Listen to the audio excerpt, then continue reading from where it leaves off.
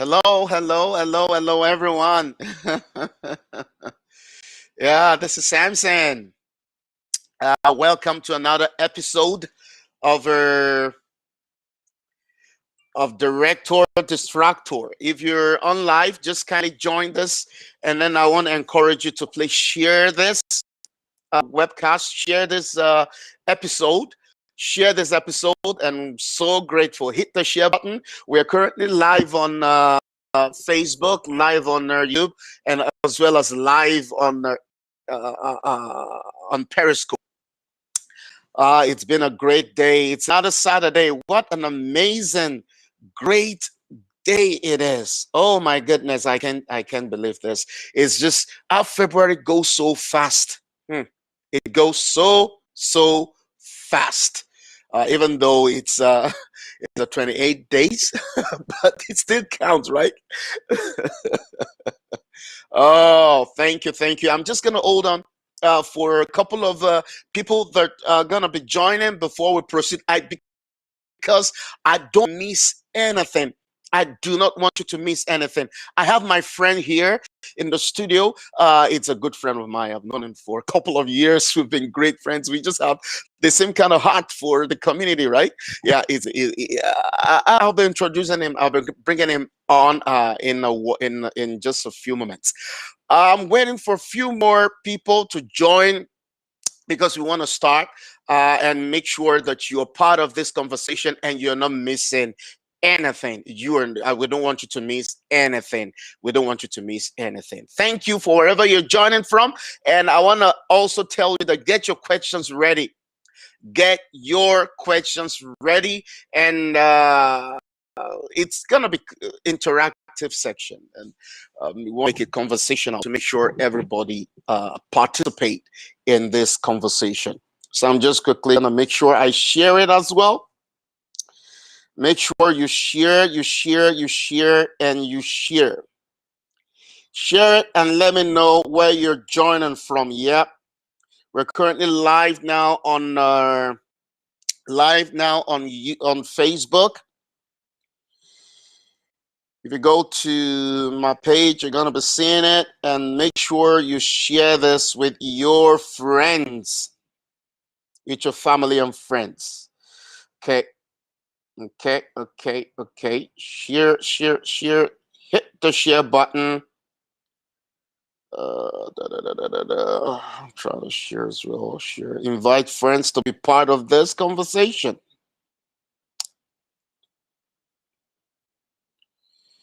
Okay.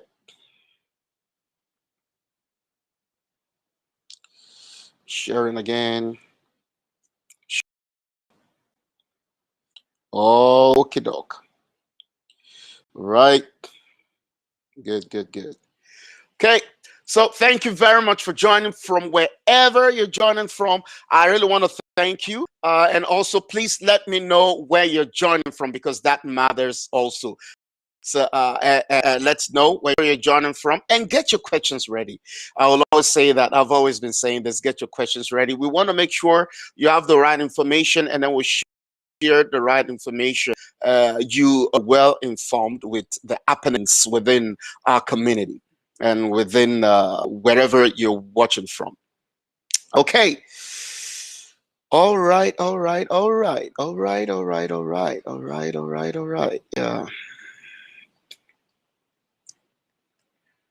I'm gonna quickly do this.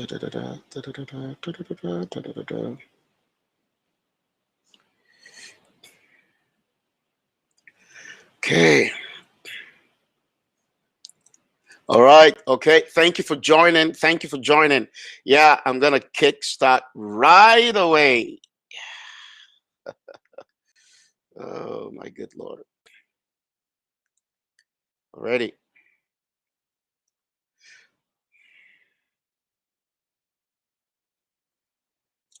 Okay. Now, for a number of people that have joined, thank you once again. And I just want to let you know the purpose for this is the fifth episode for Director Distractor, and then the purpose for today's today's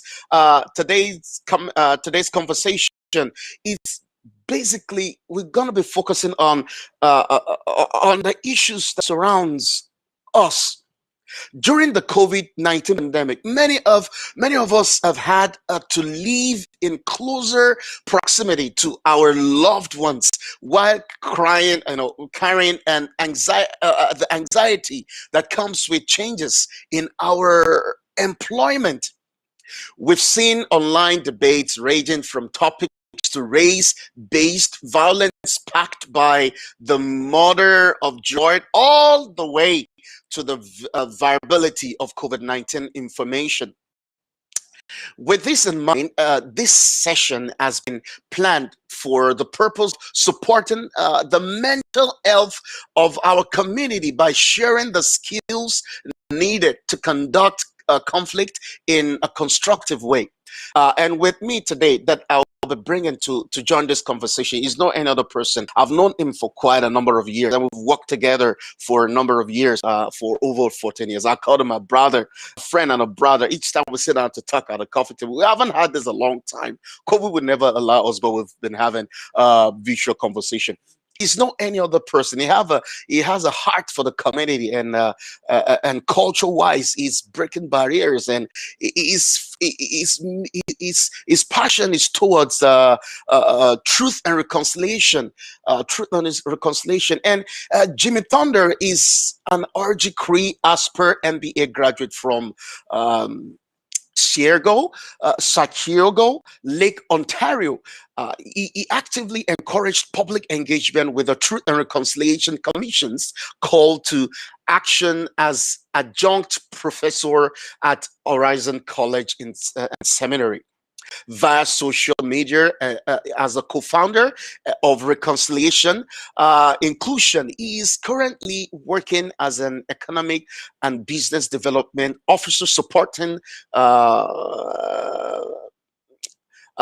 supporting chiefs in Manitoba with various projects and initiatives. And I want to post this to you that Jimmy Thunder, as an advisory committee member of Circle for Reconciliation, is part of that, and as a result of speaking publicly, in addition to this context, he has been invited into churches, post-secondary institutions, and organizations as a consultant on matters related to cultural awareness, anti-racism, and inclusion. So this is not any other person that I'll be presented to you. I've known him for a couple of years now, over 4 years. He's my friend, and I call him a brother. Ladies and gentlemen, let me welcome Jimmy Thunder.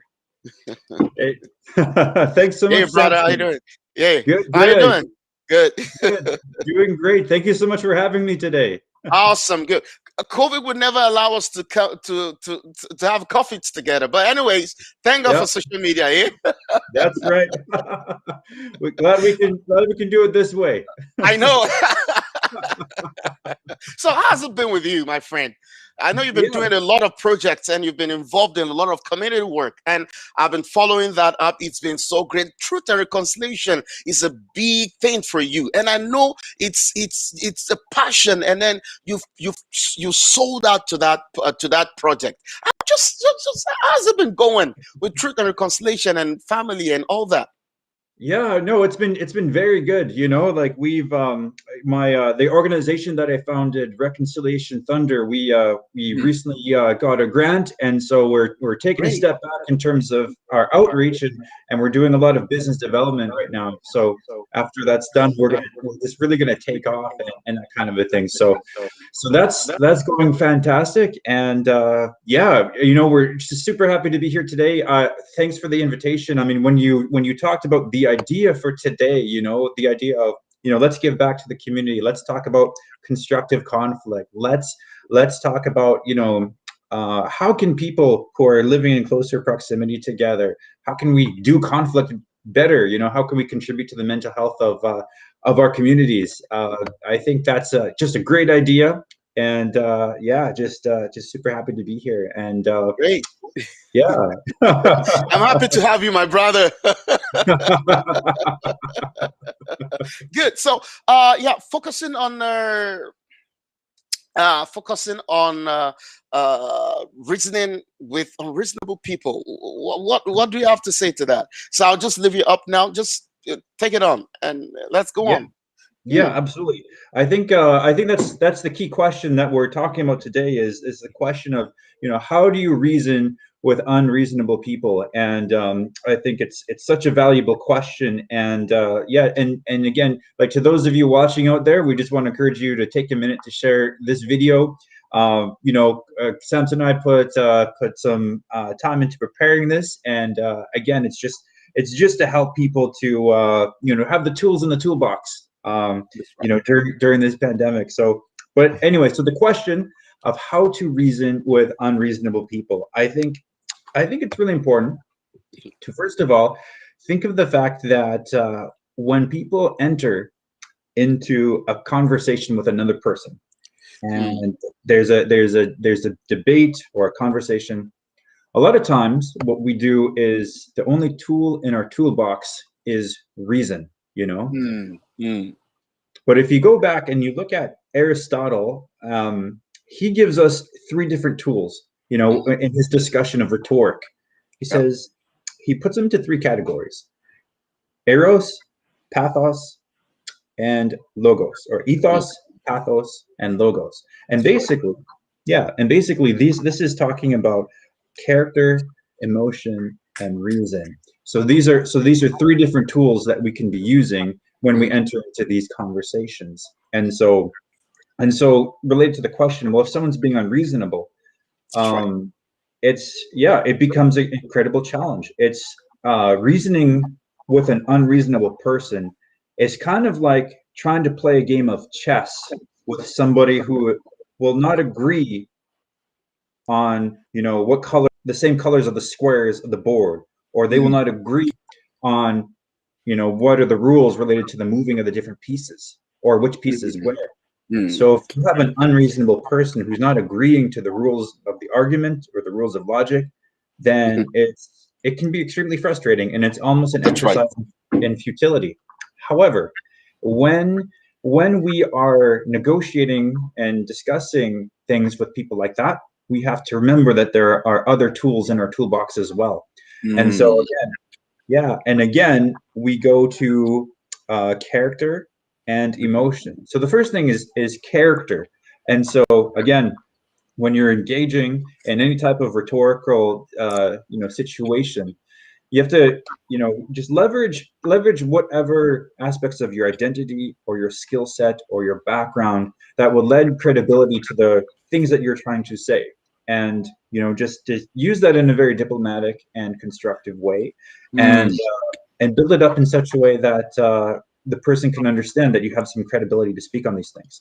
So that's one extra tool. And then the other one is emotion. And so it's really important here to recognize that as human beings, we are very much driven by our emotion. That's right. I know.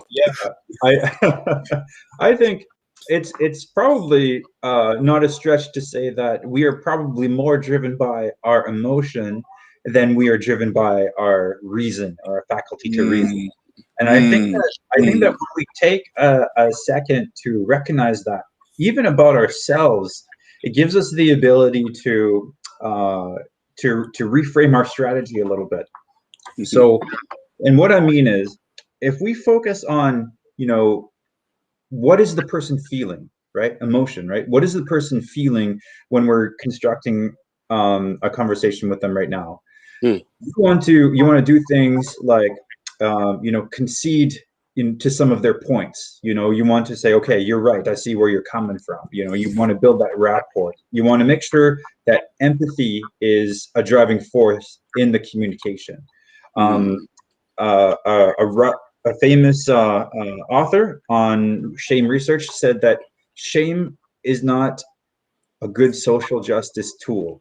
Okay. Wow. That was a direct quote by Brene Brown. Shame is not a good social justice tool. So what is? She says empathy. Empathy is actually a much better social justice tool than shame.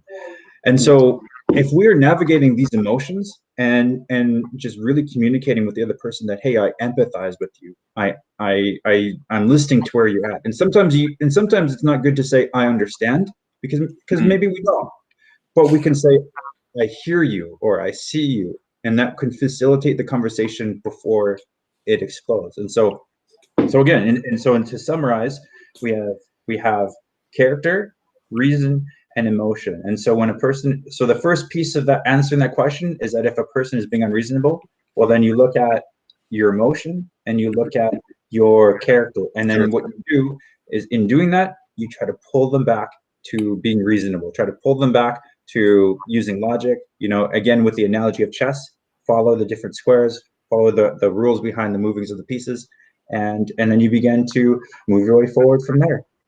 Awesome. Wow, that's great. On that, let me ask you this question on that. Now, what is the difference between constructive and destructive conflict?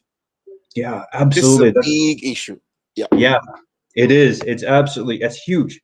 I think it's a fundamental question that you just posed right there, Yeah. because a lot of people don't realize that conflict can be constructive. Conflict can be a good thing, and when it's done right, and it could be a way for people to actually get to know each other better, to improve relationships between friends, between colleagues at work, between spouses. Conflict done constructively is a good thing. And so how do we have constructive conflict as opposed to destructive Destructive. conflict? I think the key thing, just as we talked about before in our character and emotion and reason sort of dichotomy, there is empathy.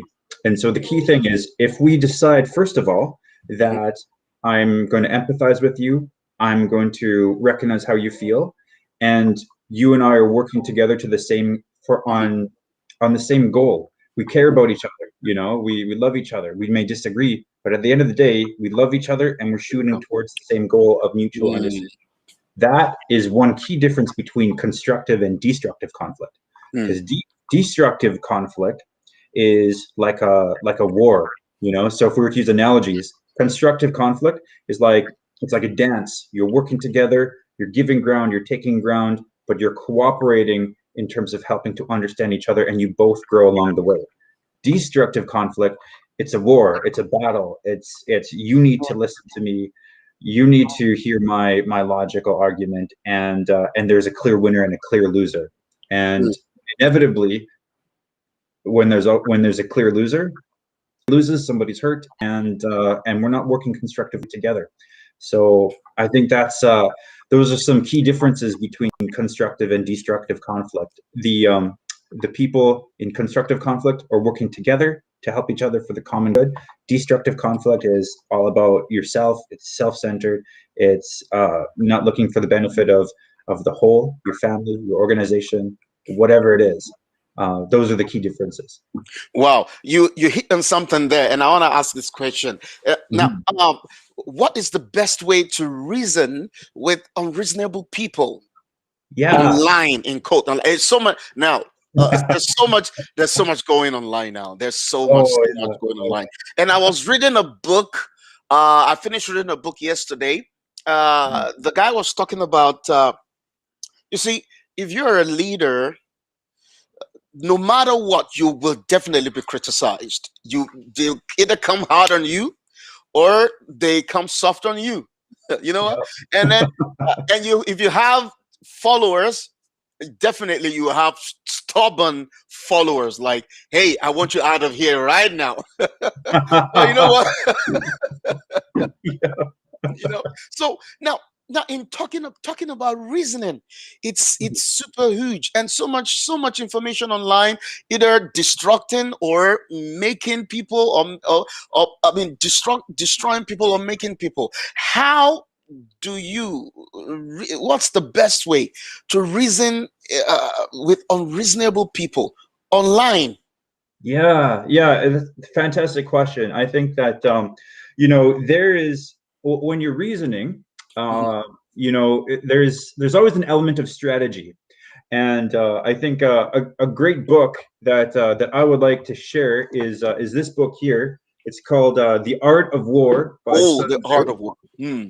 And so this one is it's a book that I had read when I was doing my master's degree in business administration, Mhm. and we're talking about strategy, corporate strategy, and that type of a thing. And so it's interesting because even though I just said that with destructive conflict, it's not a war, it's not a battle, but there is an element of strategy. So I want to sort of split that hair a little bit. Now, in The Art of War, it talks about, the importance of knowing yourself Mhm. and knowing your enemy or whoever you're confronting, but Mhm. also talks about, knowing the land, knowing the different places and the different zones in which you will conduct battle, right? And so again, Mm. thinking Mm. from the lens of strategy, not of this whole confrontation and me versus you type of thing. When you're online, you you have to know that land, so to speak, so it's important to know how that is different than an in-person Online. conflict. And so there is a really good reason I would really recommend out there for anyone listening. It's called the Core Rules of Netiquette, and that's a neologism between net and etiquette. Net etiquette, Mm. etiquette. And so it's these rules were actually written way back in 1994. And so at that time, the internet was only maybe 2 or 3 years old. So this is brand new. The internet is a new thing, and people are beginning to learn the difference um, between face-to-face arguments and dialogue Mhm. versus online. And so some of the examples is, rule number one is remember the human, so remember, hey, on the other side of this, there's a human being, there's a person with a family, with a name, with an identity, whole human on the other side. And so a lot of times when we're debating online, we forget there's a human being, a person who has emotions and feelings. So Mm. again, it's repurposing that recognition of emotion on the other side. So remember the human, that's a key one. Another one is adhere to the same standards of behavior online that you follow in real life. And so what they were finding in 1994, when this whole internet thing was new, Mm. was that people are just having a whole different set of behaviors. You type something online to a stranger that you would never say to a stranger in real life. And so Mm. if you want to be a better, more constructive person, then just say the same things to that person online than you would in real life. Uh, Another one, know where you are in cyberspace, know your way about. Another one is respect other people's time and bandwidth. And again, Mm. 1994, you have the old language, but it's just like, yeah, recognizing that it takes time for people to listen to what you're saying. So do the same thing by listen to what the other person is saying and respond respectively. So it's just respecting for each other's time, recognizing it takes more time to type something out than it does to speak. And again, empathy and taking care of other people and that kind of thing. Rule number 5, make yourself look good online. Check for spelling and grammar errors. Know what you're talking about, being pleasant and polite. So it's interesting. So this was written in 1994, and so I won't go through all of them, but Perfect. but Yeah. but there's 10 rules out there. I recommend people that check it out. But it's interesting. In 1994, these rules were all written. They're still relevant today because people are we have almost normalized improper and indecent online behavior. People have allowed ourselves just to be whoever we want online, and it's a huge disservice, especially now during a COVID-19 pandemic when we are interacting with each other almost exclusively online. It's important to go back to the basics and remember how to be good citizens online. Mm. I love that part. How to be good citizens online. And now you see, there's something about value. Does that uh, with the online thing?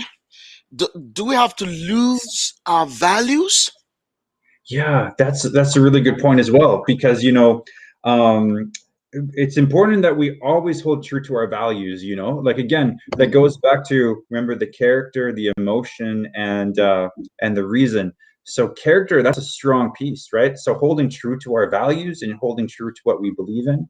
I think it's really important to recognize that we can be honest with ourselves. We can be That's honest right. with other people, and we can do this in a way that is still respectful. You know, Mm, sometimes whether we're arguing online or in person, sometimes a simple straight face, straightforward, very direct speaking can do a world of impact when spoken in a respectful way. If you say what you need to say in a way that is truthful and honest and respectful, knowing that it might irk the other person, but you do it as respectfully as possible, even that done respectfully can be a powerful thing, you know? And again, we hold to our values in doing things like that.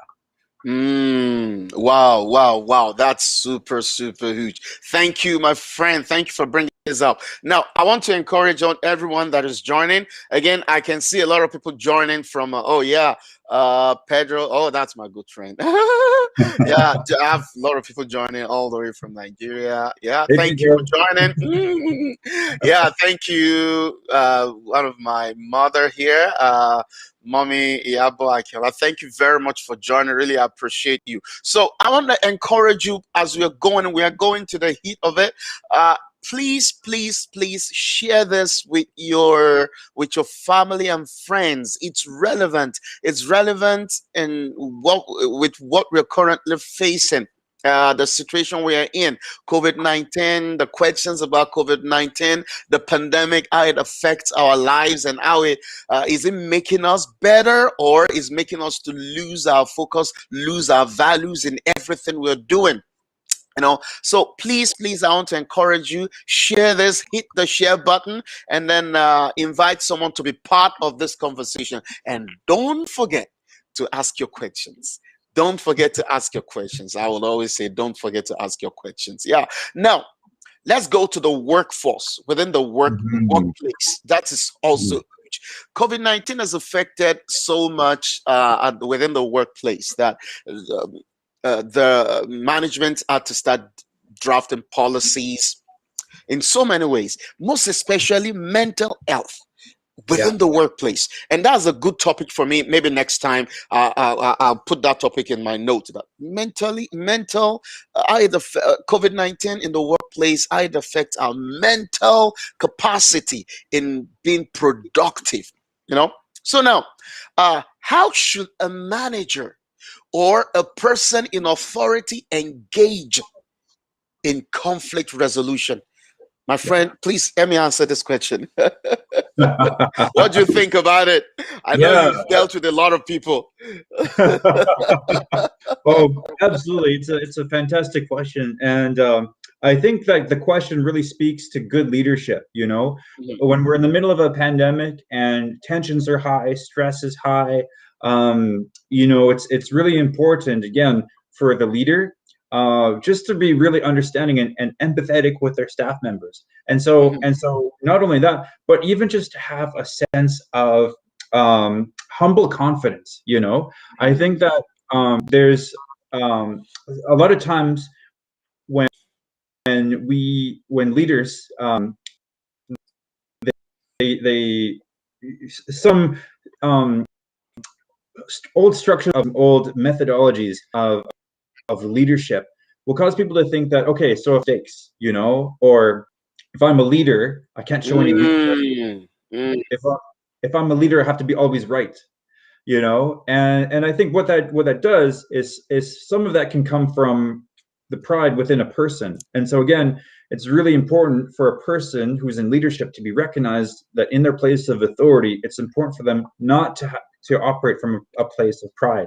You have to be able to be open to learning about yourself. The second pitfall is insecurity, because if yeah. a person in leadership is insecure, sometimes it can be masked by, again, inability to admit done wrong, inability to learn. I think that leaders, a good quality of leadership is for us to continue of continuous growth. So what can we learn from each other? What can I learn from my supervisor? What can I learn from the staff that I manage? How can I continuously be better? And so if we navigate this, the dangers of pride, navigate the dangers of insecurity, and operate from a state of humble confidence, then that will allow us to, when we're engaging with our staff, if they say something, they point something out about our actions, decisions, and behavior that may be incorrect or may be improved on, a humble confidence will allow us to recognize, okay, you know what, you're right, and I can have the maturity to say that I agree and I apologize, and we can move forward from this place, you know. And so as a leader, if you can demonstrate these values, and if you could model this kind of behavior and be accountable to your staff, well, they'll be accountable back to you, and they will respect you, and they will begin to follow you that much more stronger. So that's I would say in a nutshell, that's a really good answer. That's my answer to that question. Yeah, thank you very much. Yeah, before we take a pause on that, what is the best way to approach issues related racial inequality? Yeah, again, that's huge, and I think This is that a very big one. I don't mind if we dwell on this particular question. I yeah, don't mind, because racial inequality is a big thing within the huge. community, at the place of work, even within the family. Yeah, Mhm. let me hear your thought on that. It's huge. It's Yeah, huge, my friend. You know, and I think you and I will probably share equal passion for this particular question. I know. Yeah, I mean it's huge. You know, I think that let's look at it from a number of different lenses. The first one, okay, the workplace. Okay, we're just talking about that. Let's frame it there again. In the workplace, there are things called microaggressions, you know, and these are situations in which hurt or discomfort, or even as much as traumatic experience can be caused on a person of a particular race Mhm. if actions made are race specific, you know. And so the thing is, with a microaggression, a person may or may not know what they're doing, but intent is not the issue here. It's not about intent. It's about how did your actions make the person feel. And a lot of times, microaggressions happen because people are not aware of the questions, statements, the actions that they do in the context of our society, whether it's our context of our colonial history, or the whole dynamics, of how society is structured. Mhm. Your actions are always interpreted through an ideological lens, and through a worldview that has been shaped by history and a number of different forces. So it's important for us to be knowledgeable about that. And so I think that a key piece here is just for us to competency skills, and that means learning about different races, and learning what are the things that I should say, what are the things that I shouldn't say, how can I be empathetic, in the workplace and in this world, So I mean that's huge, and that plays as well into our relationships, whether it's husband and wife, or family members. It's really important that we recognize that, if we pull on things like critical race theory or group theory, we need to understand the society that we live in, and how that affects us as members of different races. And the question that we always should be asking ourselves is, how can we do life better together? This is not part of what I planned, but I just want to ask you this, because it's part of what your project you've been working on, truth and reconciliation. And I know the first time we met, you share what that it's that was a long time, what that it's all about. A lot of people don't know. I'm an immigrant. I don't know much about that. I have a lot of folks who don't know much about that, and how to understand these people, how the inequality need to be balanced, and the same way that applies to me within my community as well. So there's all of these things that we all need to know and understand. Can you just say something about that, please? Yeah, absolutely. Okay, so I think that the first thing that we need to explain to our viewers is that when we're talking about reconciliation, we're talking about reconciliation between Indigenous and non-Indigenous peoples. And so again, those categories are very huge. Non-indigenous, that includes people of European descent. It includes new immigrants. It includes like everybody, And then within indigenous, now we have Métis, we have Inuit, we have First Nation, and even within, for example, First Nation, there's a huge diversity. Within each of these categories, there's the diversity, and so again, so very, very different groups. But why is this specific dichotomy, indigenous and non-indigenous, important? And it's to do with a lot of factors related to our colonial history. So let's start back to where this problem started. When Canada first became a nation, when it's first gathered the different colonies together and they decided, hey, we want to be a country now. And so what did they do? They got the 4 different provinces together, and they recognized that they had shared values, but they also had differences. So there was differences in religion, there was differences in language, and the thing that they shared is they all wanted to be self-governing, and so that's why we have a federal government and a provincial government to recognize these values. And this was written into our original constitution, our recognition for the rights and the respect for the differences of all people. And so the key thing, though, is that word people and citizens did not apply to the First Nations people or the Inuit or the Métis people. They were outside of that. So there was no Indigenous person present at the founding of Canada. So how did they enter? Well, they entered through these First Nations, as an example, they entered through treaties. And so treaties were, as Canada was expanding, as they were taking on new provinces, they were signing treaties with the First Nations. And so the First Nations, the key word there is nations. They were the First Nations because a nation such as Canada doesn't sign a treaty with another people group or another ethnicity. They sign an agreement with another nation. And so these are nation to nation agreements, and they don't go away. In fact, as time went on, when Canada repatriated its constitution in 1984, and as we move forward today, we see that our constitution now contains recognition of this treaty relationship, and it recognizes Indigenous rights in our constitution, section 35 of our constitution. And if we were to think about this even further, these original values that were present, self-determination, right to faith, and linguistic rights and cultural rights, like all of these things, these can equally apply to Indigenous peoples. But we're not there yet. Yesterday was the Aboriginal Justice Awareness Day, 2020. And so we have that as a result of the deaths of Helen Betty Osborne and J.J. Harper, and their deaths led to the Aboriginal Justice Inquiry. Wow.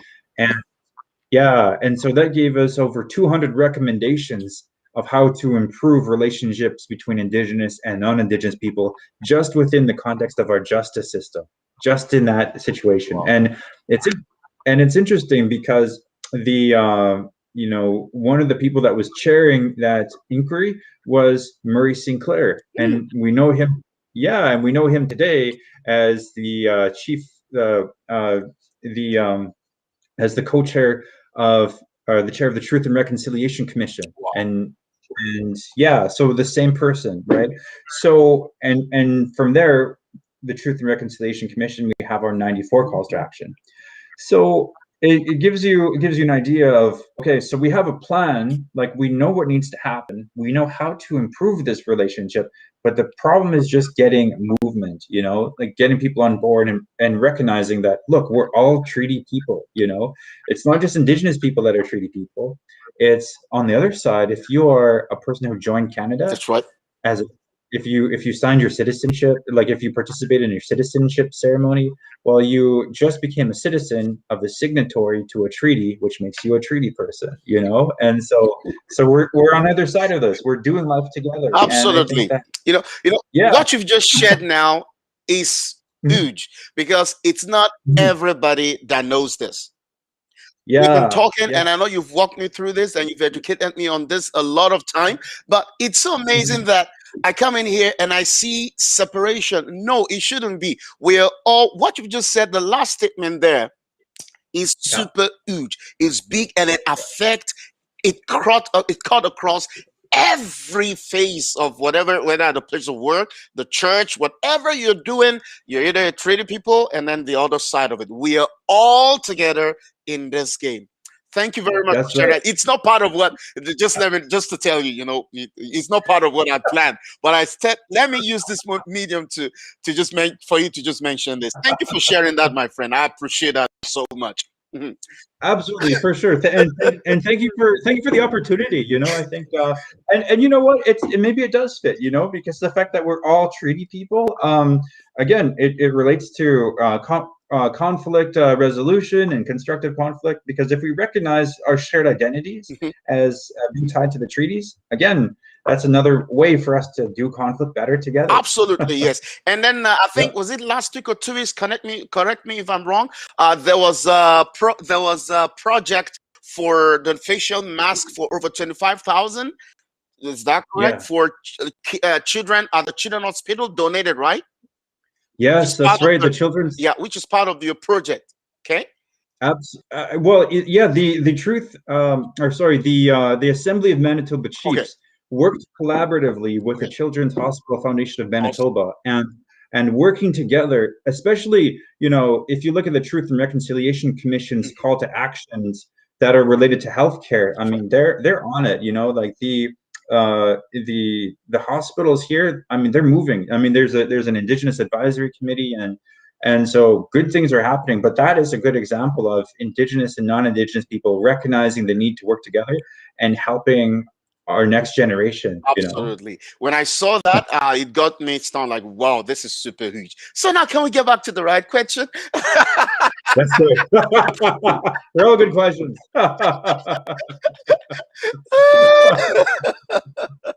You made mention earlier. You made mention earlier about macroaggression. I want you to talk Yes. about that. What's your thought? Now, the question is this: What are microaggressions, and how can we explain this concept to someone who is unwilling to learn? Yeah, Yeah, yeah. So what's your that so thought that on that's that's an interesting question, because first things first is, let's recognize how the human mind works, just generally. Okay. that? Human mind puts things into categories. Okay, we look at an animal and we put them into a number of different categories to help us understand that. Or we look at a piece of technology, Mhm. we put that into a number of different categories. So the problem is that naturally, as human beings, we take different categories of people and we put those into categories, and those are called prejudices. And Mm, a lot of times we have prejudices that are conscious or unconscious. They're explicit or they're mm, in how we've just perceived the world. And so to recognize and be always introspective in examining our worldview.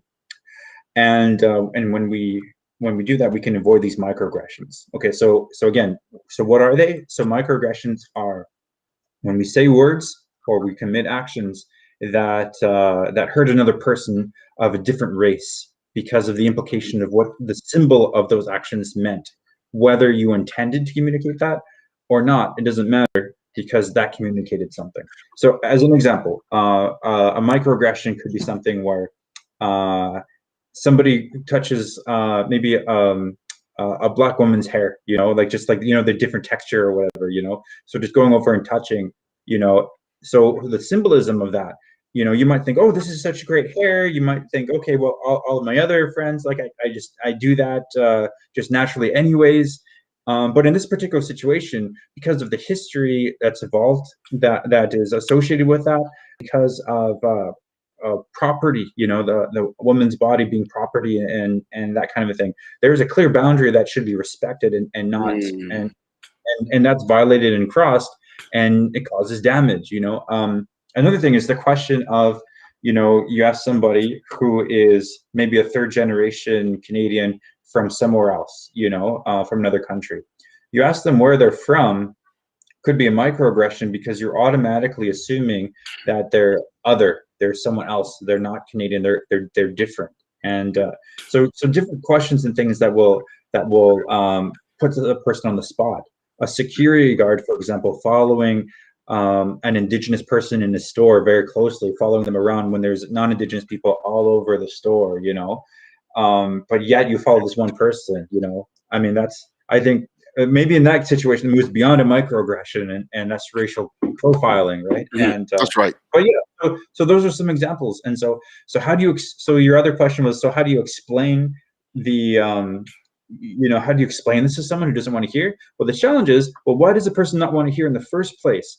And that's because when we think about just politics in general, people, and the word identity politics is a bit of a misnomer, because what type of politics does not include a person's identity, and what part of it isn't centered in some aspect of a person's identity? I would say all politics could be identity politics. But that's the key issue, though, is because when we talk about microaggressions, we talk about the importance of people learning about how to engage properly with other cultures. It sort of it upsets a sense of balance and a sense of equilibrium, where the person makes the assumption that we're all equal already. Why do I have to make you a little bit more equal?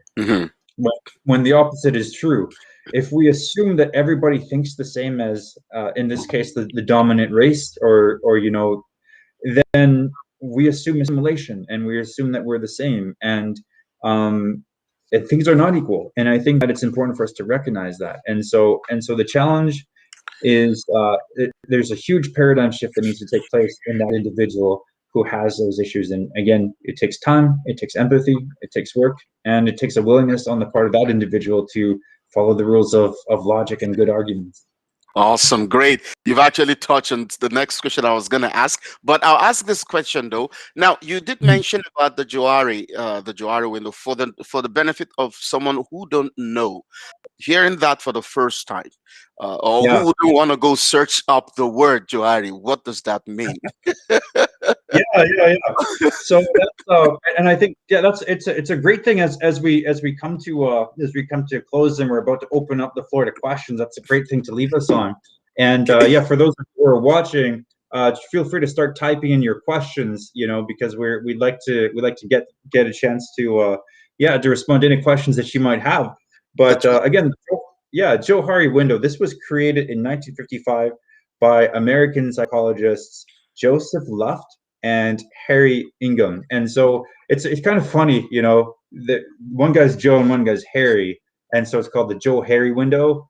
You switch the pronunciation, it's the Johari window. And so I think that's a creative way to name something that you're launching into the academic community. Yeah. But to describe the tool, you basically, if you imagine a 4-quadrant square, and on the top you have the top 2 squares represent your known self, the stuff that the areas that you know about yourself, and the bottom is the area that you don't know about yourself.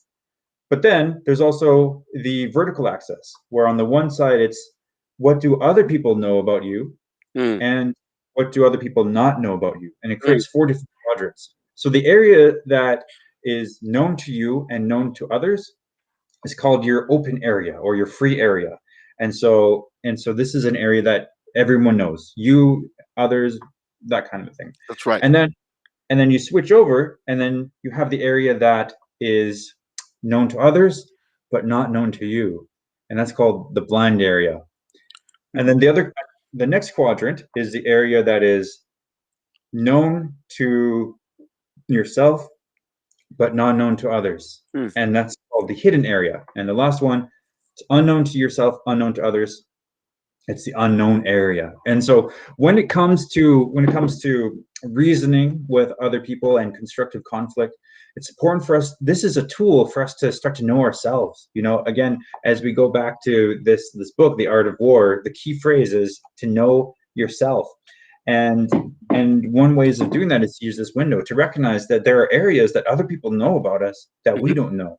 That's right. And if we recognize that, then we want to tap into that. We want to know that. We want to know what other people know about ourselves that we don't know. And that could be a really powerful tool. The other area is the hidden area, the area that you know about yourself that you're not willing to share. Well, there are some areas where it's useful and beneficial to share, like being able to admit mistakes and areas for growth.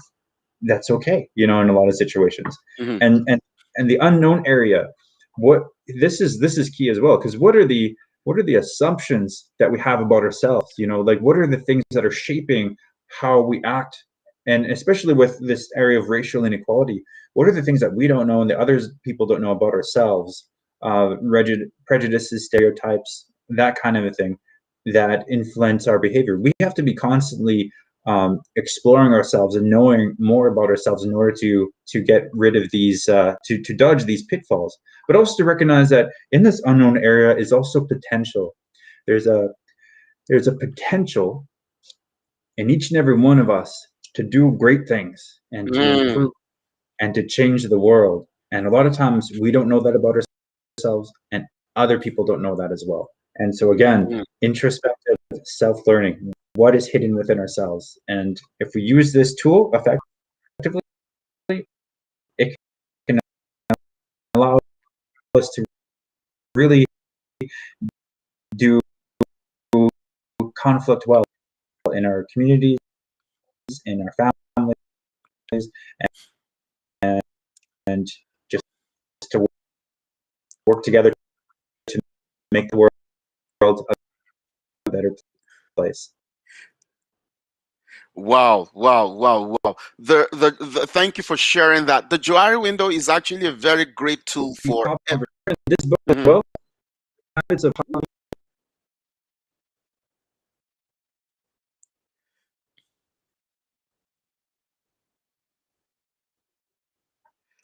There's a slight itch there. I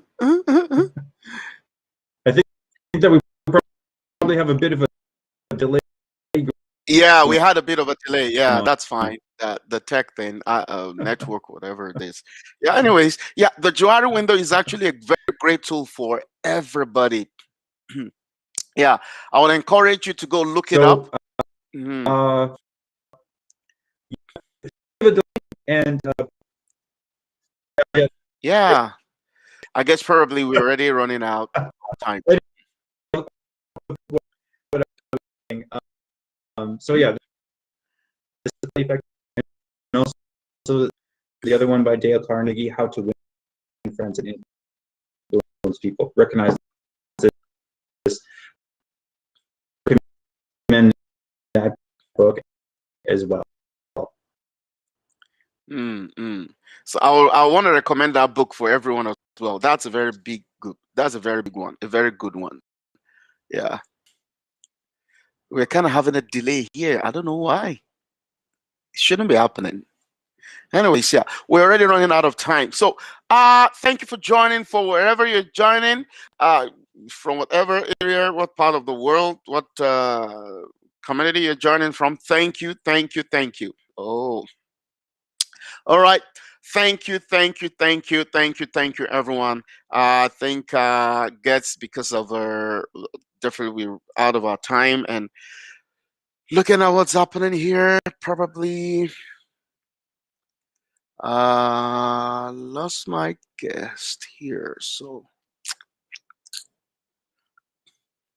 all right, thank you for joining. Where I really appreciate you, and thank you very much. This means so much. Thank you. It means so much. It means so much. Yeah. So that is it for this episode. Again, my name is Samson, and then I guess we're currently out of our time, and I thank you, thank you, thank you, thank you, thank you so much. Let me see here. Yeah, it's back. Okay, cool. Yeah, I guess we had. Hey, are you on? Hi, Jimmy.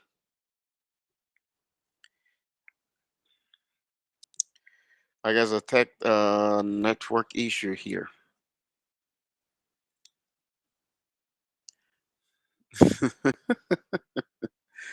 Probably the network Yeah. issue.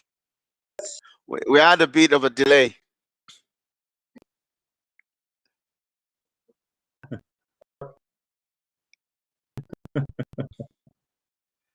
There's a bit of a delay here.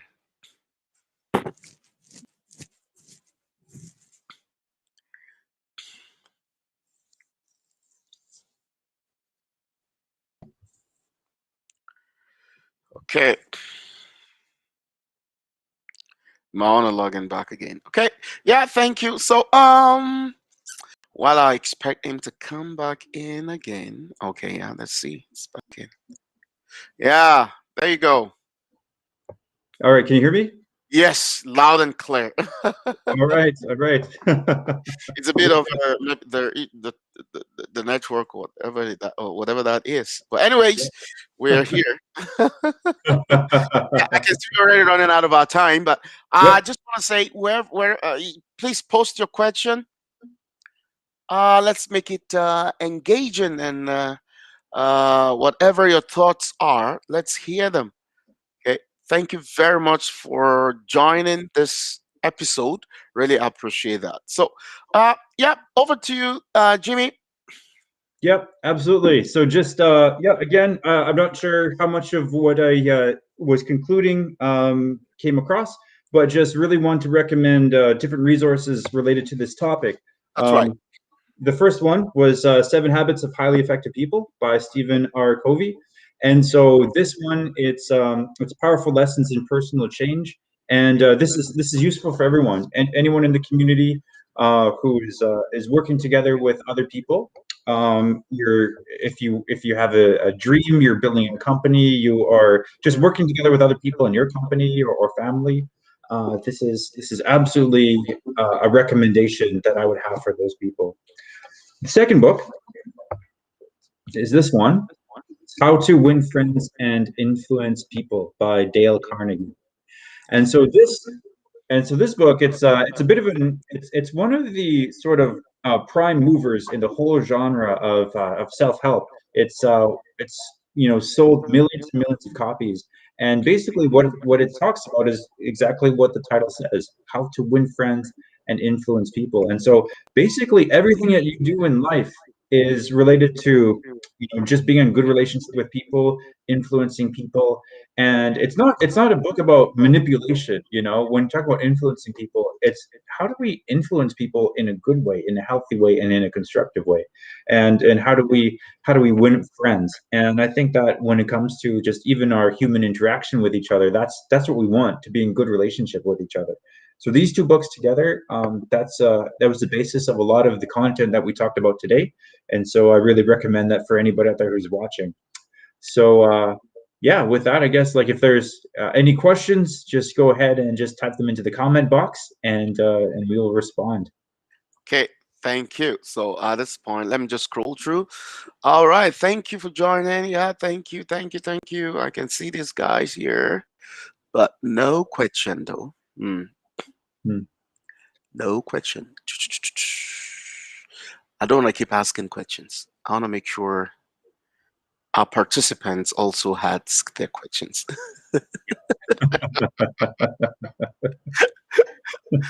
Oh my goodness. Oh, yeah, I was scrolling through here. I didn't see any questions. They were just making comments. Yeah, comments. Yeah, that's comments. Comments. Well said. Comments. Thank you all for joining. Comments. Okay, my friend. Yeah, Yep. I guess we're wrapping up, eh? Yep, that sounds good. Looks like we came to the end of our show. Absolutely. Great. Well, yeah. Thanks so much for having me, and to those of you who are watching online, thank you so much for joining us. And I hope that this discussion and these tools have been really helpful. And again, recommend those books. And yeah, just want to encourage everyone, just to care about each other, to focus on empathy for one another, focus on just being working together to be a good, respectful citizen, recognizing that we're, as humans, we're emotional beings, and we just want to do life together. So Absolutely. Yeah. yeah. Thank you very much, my friend. I really appreciate this time with you after a long time because of COVID. Yep. But anyways, it's all good. Likewise, my friend. Okay. Yeah, and I look forward next time to bring you up, and then we have an engaging conversation. Okay, thank you very much. I appreciate you so much. Yeah. So, like I said, please get those. He referred. He was trying to share some books, materials, resource materials. Try and go get them. I know about Dale Carnegie, and then the other guy there, Seven Habits of Effective People. Please go get those books. Try to engage your mind with good resource. Engage your mind with good resource. It will help you within this pandemic. We don't know what's happening next, but we know we need to get ready and get prepared, and be, open-minded, and then launch into a taking a great stride. Thank you very much once again, my friend Jimmy Thunder. Really appreciate you this time. It means a lot. It means so much. Thank you. Thank you. Thank you. Take care. Yeah. Bye.